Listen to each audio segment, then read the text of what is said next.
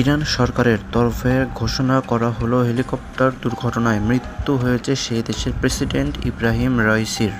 মারা গিয়েছেন তার পররাষ্ট্রমন্ত্রীও। পার্বত্যময় তুষার অঞ্চলে প্রেসিডেন্টের হেলিকপ্টারের ধ্বংসাবশেষ চিহ্নিত করতে পেরেছে উদ্ধারকারী দল। তারা যাবতীয় পর্যবেক্ষণ করে এই সিদ্ধান্তে পৌঁছেছেন যে হেলিকপ্টারে থাকা সব যাত্রী মারা গিয়েছেন। হেলিকপ্টার ধ্বংসের এলাকায় কোনো জীবিত মানুষের চিহ্ন পাওয়া যায়নি। ইরানের এক উচ্চ পদস্থ সরকারি অধিকারী জানিয়েছেন, দুর্ঘটনায় জ্বলে ছাই হয়ে গিয়েছে প্রেসিডেন্ট রাইসির হেলিকপ্টার। দুর্ভাগ্যবশত হেলিকপ্টারে থাকা সব যাত্রীর মৃত্যু হয়েছে বলে মনে করা হচ্ছে।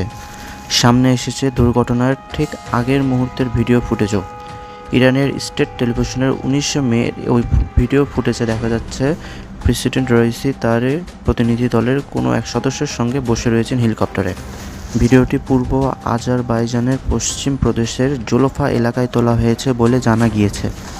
সূত্রের খবর, তারপরে ইরানের উত্তর পশ্চিমের পার্বত্য এলাকায় পাহাড়ের ধাক্কা খেয়ে ভেঙে পড়ে ইরানের প্রেসিডেন্টের হেলিকপ্টারটি।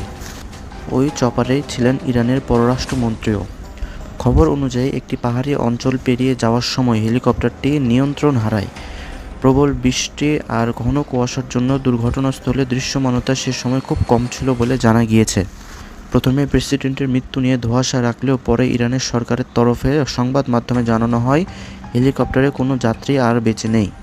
স্থানীয় এক সংবাদ মাধ্যম জানিয়েছে, ইসলামিক রিপাবলিক অফ ইরানের প্রেসিডেন্ট আয়াতুল্লাহ ইব্রাহিম রাইসি মানুষের প্রতি তার দায়িত্ব পালন করার মাঝেই শহীদ হয়েছেন।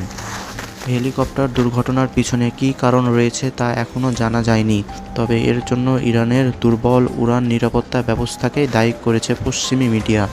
ইরান সংবাদ সংস্থা জানাচ্ছে, রাইসি বেল 212 হেলিকপ্টারে সওয়ার ছিলেন। এই মডেলের হেলিকপ্টারটি আমেরিকায় তৈরি এবং 1979 এর পর থেকে এই মডেলের হেলিকপ্টার ইরানকে আর বিক্রি করেনি আমেরিকা।